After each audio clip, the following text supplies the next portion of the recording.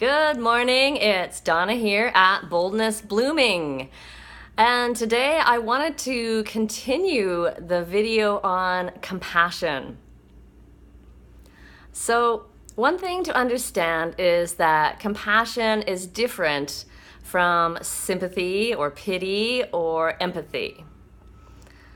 So let's start with pity. Well, pity is basically just feeling sorry for someone and looking down on them and thinking, thank God I'm not them, kind of thing.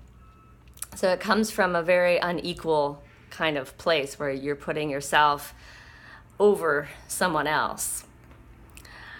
Sympathy is perhaps one step above that, and it goes as far as being able to see someone else's situation and feeling sorry that they're in that situation. So I think there's a little bit more closeness, but still quite a bit of distance. You're not really getting close to that person. You're not really wanting to understand it. You just saying, "Oh, I'm sorry. I'm sorry you feel that way," kind of thing. And empathy, I would say, is when we really try to put ourselves in another person's shoes and understand what they're experiencing and feeling from their perspective. So to try to understand and imagine what it would be like to be them and to even possibly feel those feelings with them. So now on to compassion.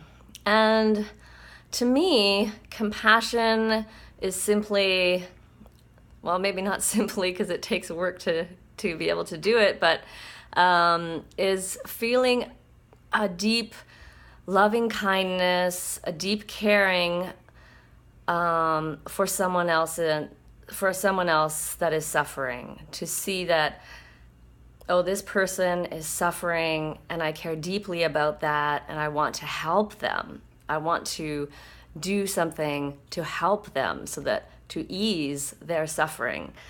And I think that is the key difference between compassion and especially empathy is compassion takes it that one step further and thinks, well, what can I do to ease that suffering? And you don't necessarily have to be experiencing that person's pain. You just have to understand that that person is in pain or is in some suffering and maybe needs a shoulder to cry on or a hug or just someone to listen.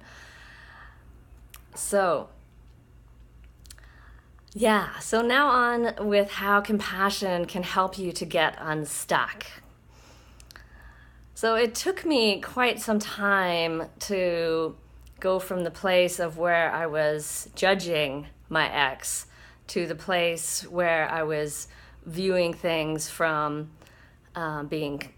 giving myself compassion and giving him compassion as well.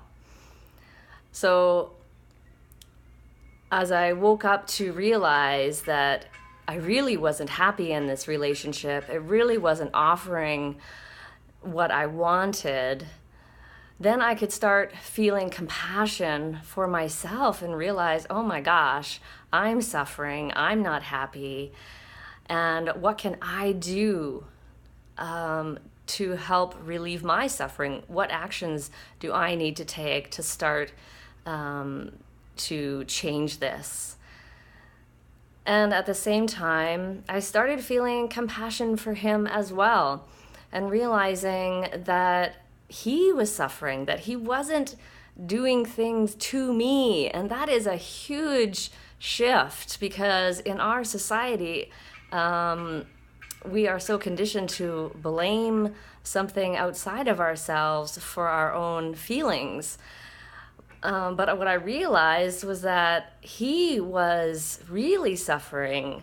And now that I look back, it's really clear to me that he had been very triggered when he, came to Canada and was really unstable in a panicky kind of violent state for at least some of the time, So yeah, when I began to see it like that way and began to see him, as a little boy, maybe, and what he had experienced from his family and from his culture and his upbringing, it just took on a whole different view of things.